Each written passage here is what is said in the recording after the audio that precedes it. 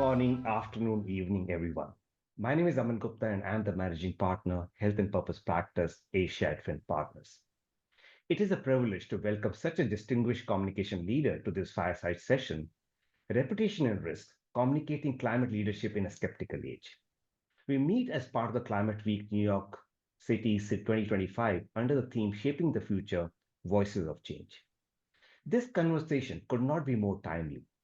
Climate leadership today is both urgent and under the microscope. As disinformation spreads and public trust in institutions continue to erode, organizations face a difficult balancing act, proving that their climate commitments are real while protecting their reputation in an era of skepticism.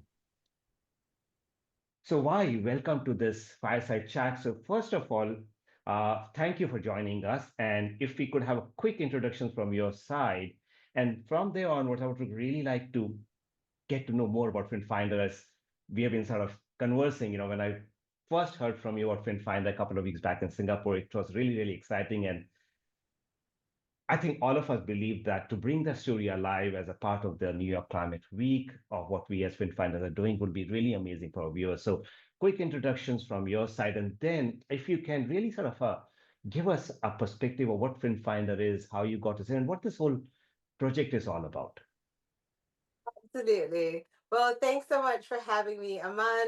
My name is Wai Yi. I've been in communications for over 16 years. I've spent most of it in technology and currently work in healthcare.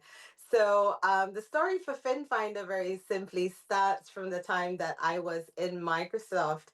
And it actually began a couple of years back when we got a call from the National Parks Board in Singapore and Conservation International and the team at Microsoft to say, hey, we're looking at building something and we would like you to be part of it and we would like to potentially communicate it.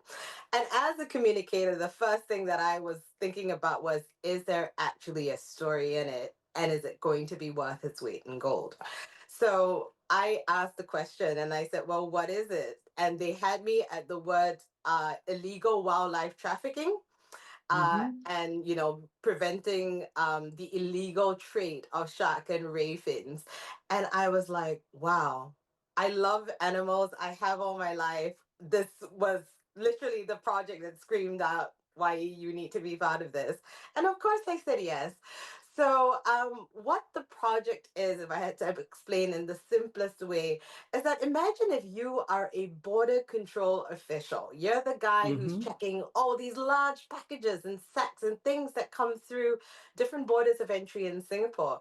And you receive a massive sack of shark and ray fin and it's identified as something on the bag. You take it out, but you're looking at a fin that you've probably never seen in your life, whether it's frozen or dried. You wouldn't know how to identify it. All you have is a book that's about this thick. And, Wow. basically you would have to go through it page by page with the fin in one hand and go, is this it? Is this not it? Oh, I don't know. Oh my God. Process took really long. We're looking at about maybe 2 weeks at the time when we first started that journey. And what the teams wanted to do was they wanted to use AI to improve the way that these fins were identified to make it more effective in the process and timelines used to stop the illegal trade Mm-hmm. of shark and ray fins, given the volume that came through a place like Singapore. So we built the application from scratch. Today, border control officials who use the FinFinder application are very able to simply pick up a fin, put it on the ground, take a photo of it, and in 7 to 10 seconds, they get 89.4% percent accuracy on the identification of a fin to indicate whether it could be potentially legal or illegal in the trade Wow. based on the CITES appendix list. So you're looking at 2 weeks to 7 to 10 seconds. And back then, we knew we were onto something. We knew that it was a database that was worth building and protecting. And that was really how the journey of FinFinder began from Singapore with an international team building it over a period of 9 months and something that we've really seen grow over the last couple of years in the most incredible way. Why that is so amazing that, you know, how a technology was able to really come together to help so many stakeholders. So I think, what would be really interesting is, there were a couple of organizations. So you have Microsoft as a technology company, you have National Parks Board is one, you have Conservation International on the other side of it. How did the three come together to sort of say, okay, we are looking at the purpose from a common lens? What was that uh, exercise? What was that kind of a journey which looked like? Because each organization looks at the world in a different way, and we've seen that, right? They have a different prism. So how the commonality of that purpose happened, and how could, and again, that's more from the future, that how companies should come together to say, okay, this is what our common purpose looks like. Let's come together to make it happen. hmm So, what I definitely say is that looking for the win win win in multi level partnerships or multi organization partnerships is always critical. And this isn't just the role of communications, it comes from everyone in different parts of the organization. So, if you look at Conservation International, for one, we had a lady called Danu who was based in Singapore then, and she was managing biodiversity projects. And she was actually the project manager on the team. And it was really down to understanding what her and Conservation International wanted, which was that focus on opportunities to improve conservation for the better and capabilities that would help to build Hmm. it. And Microsoft, obviously, which really looks to kind of, improve just the use of technology and really, drive its mission to kind of, like improve how people use technology, how it creates meaning and impact for people. That was really the soul of what we wanted to do. And we had conservation efforts that were running globally as well. So there was already interest in us looking at ways to help build some of these capabilities almost as pilots that we could try in some of the countries. So that was another baseline of what we defined as a win at Microsoft back then. And if you actually look at the Singapore National Parks Board, for them it was equally interesting because they have a illegal wildlife forensic center in Singapore that investigates these things. It's really about helping their productivity. It's helping them better and more quickly identify potentially illegally traded fins, right? Because fins may come in from one country and be illegal, but the country that they're heading towards may actually be an illegal recipient of the product. Mm. And being able to really kind of bring that baseline together in that one suite through an application to create that win win win for everyone, I think was really critical. And it wasn't just me, as I said, it was a team of 45 people from over 7 countries in the world, but the core team was here based in Singapore. So I hope that explains, how it It, all it, came together. it does, and it showcases, I think, that while there may be layers of kind of a thinking or a perspective which existed, so both from an organization to organization, they might be looking from different lens, but then when they look towards a commonality, they could find that how each of us can play their own role towards achieving something which is a much larger than what they actually and a simple organization is all about. And I think, uh, if correct me if I'm wrong, but I think having people who are passionate personally as a part of something like this is equally important, because when you're personally involved, then you're able to sort of go that little extra mile to say, I know I'm personally involved, I say where I would like to sort of make a difference. So having people internally also, I think, makes a lot of difference. So as we always say, having team members who are purpose driven makes the organization go that extra mile. For sure. And I mean, what I would say as well is that passion was a big part of it. Because if you looked at even how we looked at building that database, right? First, we had people who had to pull data from different scientists, different biologists who might have some of this information on one hand. And that was really part of it. And you needed also people who had that expertise, who wanted to clean the data, who would spend time outside of their day jobs to just do this because they cared. And I think being able to rally around that commonality and taking that passion and really turning it into action is a big part, I think, of what made this hugely successful as a project. But what I think it's also important to recognize is that the dream is really only the beginning.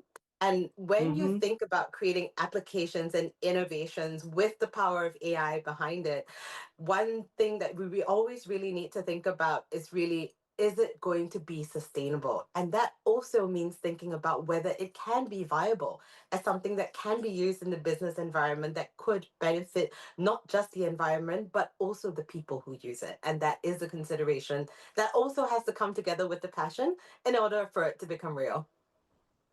Perfect. No, I think that's so true, I.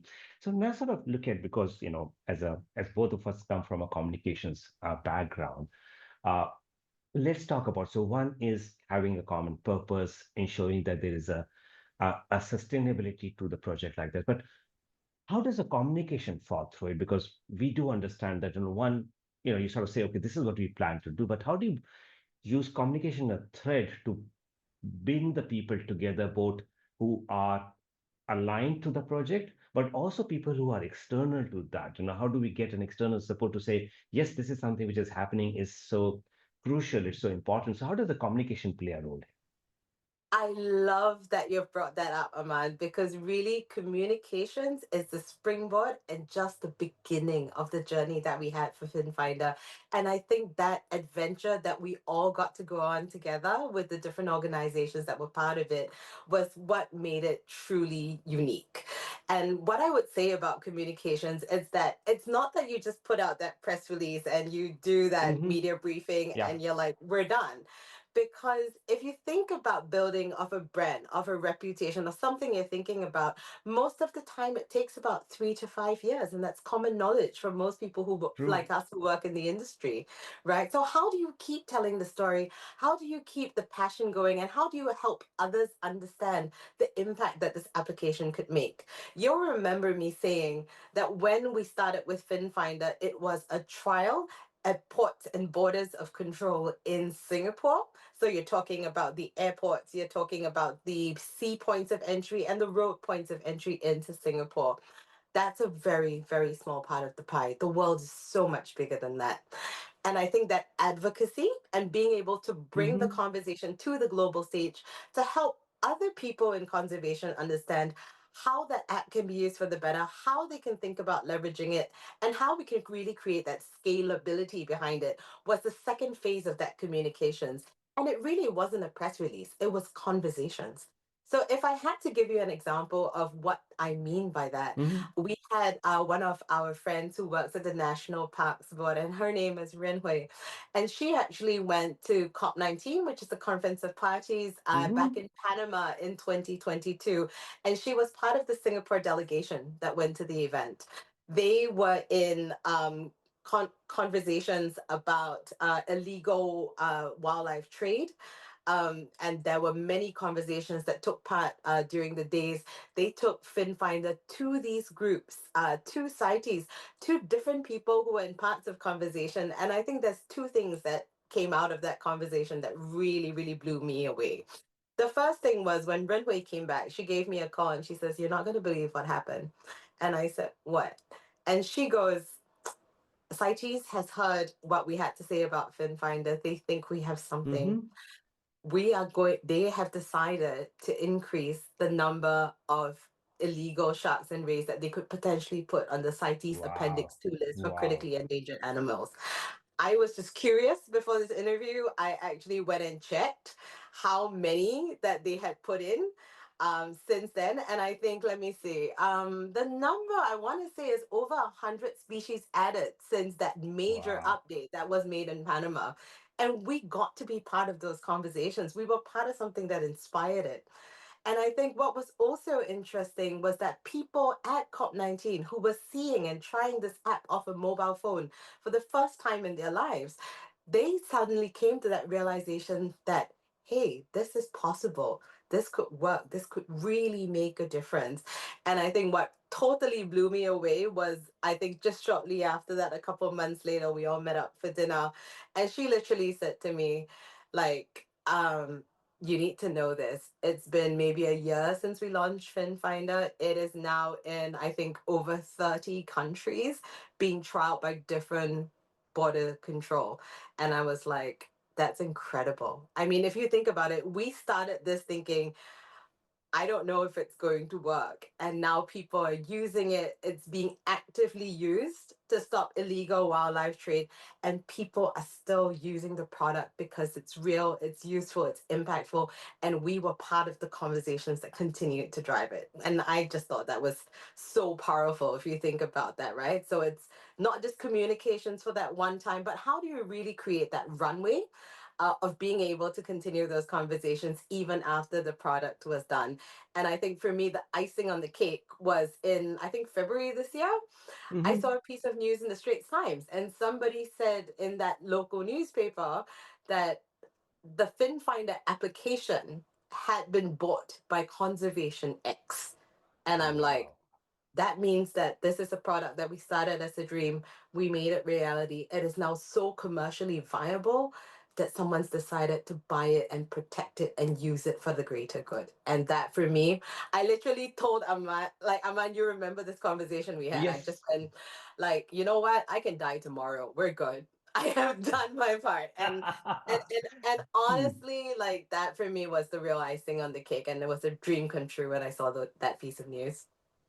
No, no, thank you, Wai, for kind of sharing that part. And, as someone who's kind of from in India, one of the things which sort of goes back historically from our legacy part as an Indian and I think as an Asian community, the Mhm, power of storytelling, right?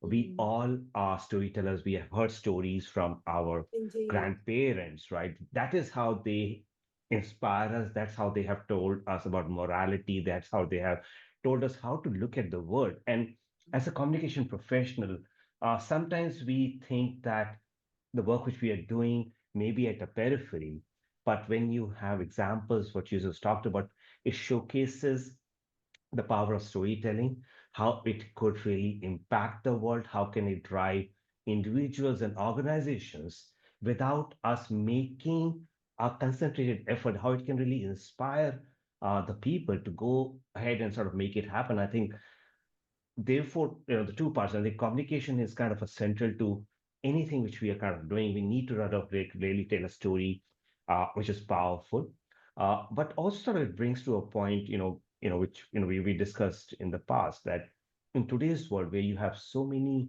channels, you have this huge social and a digital ecosystem. One of the challenges which we are facing is this whole thing of misinformation, disinformation, and rumors, something which I think become the biggest during the COVID thing. When WHO sort of came out with this whole thing of infodemiology, where you're sort of having this kind of information which is fake. As a communication professional, any thoughts you have that how do we really, in this world, bring out the more authentic storytelling? People know the facts, and how do you really combat this challenge which kind of an exists? That's a really good question, Aman. And what I would potentially say on the topic is when Microsoft first named the product Copilot, when they launched it as an AI product, it's very important to think about the naming of that specific product. It was called Copilot. What that means is that AI is never the main decision maker in the Hmm. conversation. It is really a collaborative process, and there always has to be a human element. And that leads very well into what you've talked about, which is misinformation and authenticity and the voice that we present and the voice that others present to us, especially on places like social media. If you look at the world of deep fakes, misinformation, fake news. You see that everywhere.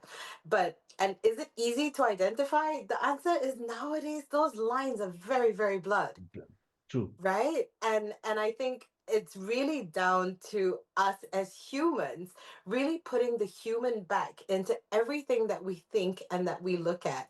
I've got friends who are, kind of actually running away from social media to a certain extent and reverting to what they feel is trustworthy and authentic. Sometimes it's books, sometimes it's research papers. What is it, right? That's helping them create that authenticity in a world of misinformation and how they kind of put that together.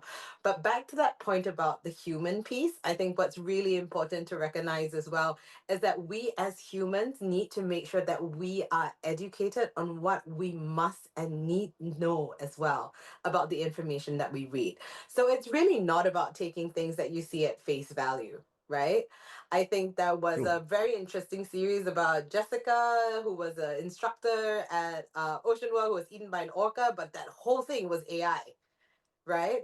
So but the thing is, if for somebody like me who's an animal lover, I would look at that video and I will go, but that's not how an orca consumes a human being, because I Hmm. know this Yeah. from knowledge that has been learned and ingrained in me. Yes. Right. So the next time you or anyone around you, as you said, right, stories can be wonderful. They can be interesting. They can be salacious, right? But at the end of the day, if you look at a piece of information, you really need to be the human first and ask yourself, is this really what I think it is? What do I know of the knowledge that I have gained from what I believe are trusted sources of information? And then use that to evaluate what you see in the outside world to make the best decision for yourself. Agree with you, Arya. So it's not just about storytelling, it's about authentic, fact-based storytelling, which is both educational, but also I think kind of an inspiring. So before we end, just want to sort of get over the last 3 years or so of this kind of project, I'm sure there would be elements which would have inspired others to do something similar. So are there examples which you would like to share in terms of how things like this can have its own virality to it or more ramification to it? Yeah, so thanks for the question. And I definitely think the virality was something that together as different groups and advocates, it's not just me, as I said, it was a big team that made this come together. And many of them are still out there talking about it today, simply because it's something that we loved, and I think that's that moment where you sit in a freezer. That's probably maybe 5 degrees or less, and you're taking a picture of a frozen fin from three different angles that you will never forget for the rest of your life. And that was literally how we built that database, right? And that advocacy piece and how we continue to inspire others through the story is really an opportunity that we embrace and always are grateful for, no matter which part of the world that we're in. In Singapore, obviously, I've been very lucky to speak at the Waves for Change Festival, the CITES Global Youth Summit in Singapore. We even got to be part of the Earthshot event, where we were able to network with other conservationist enthusiasts and investors as well, to speak about the topic. And what I will tell you is that being able to share a story and inspire others can bring some amazing things forward. So, in the time that I've been talking about it, I've had people approach me when I was still at Microsoft, and gone, hey, we heard about this project and we are thinking whether it might be possible to build an application that allows people to better understand the migration patterns of whales in the in the maritime industry. And I actually stopped and I asked the question. I said, "Well, why would you want to know that?" And then somebody said to me, "Do you know what happens when a whale comes into play, like, or they get, they collide with like a tanker or a large container ship?" And my answer was, "I don't know." And they went, "The whale dies." And I was like, I was horrified by that idea. Yeah. And they said, but if you think about it, why, right? If we can find a way to put that data in the right hands, ships can actually slow down around whale migration paths, and they are less likely to hit these whales, and that would allow them to continue the migration patterns and all that. And I was like, oh wow. And the fact that somebody came to me to talk about that project because of FinFinder, oh, it just made me so happy because I knew that I had inspired someone else to think about something new, right? And We also had another example at Microsoft, and we were already working with them then, but we actually did more work with the Mandai Wildlife Group, who actually runs all our wildlife parks in Singapore. And we actually had a range of projects with them in terms of driving new capabilities for conservation, for maintenance of inventory, and even some of the working vehicles to help better cater to the lives of the animals that they took care of. And to me, just hearing some of these stories, watching them come to life in the time I was at Microsoft, and literally still seeing them at work today, if I go to the Singapore Zoo, you know, I know that it's an opportunity for us to continuously talk about FinFinder and use that as a baseline to help inspire others to deliver more innovation for the conservation industry in the future as well. Perfect. That's so amazing. Why? So, as we bring this conversation to a close, one message stands out clearly. Climate leadership is no longer defined only by bold targets or glossy reports. It is measured by credibility, transparency, and the ability to communicate with honesty in a skeptical world. What we have today reinforces that reputation is not a byproduct of action, but a core driver of impact. How we tell the story of climate action, grounded in evidence, empathy, and accountability, will determine whether the audience believes us, trusts us, and ultimately join us. I want to thank you for their candor and insights and all of your engaging with this whole dialogue which we did and really amazing stories which you sort of were able to share with us. I think together we have the opportunity and the responsibility to shape a narrative of climate leadership that earns trust, drive change, and inspire hope. So thank you, Wai, for joining us for this really amazing conversation. Thanks for your time as well, man. Really appreciate it. Have a good rest of your day.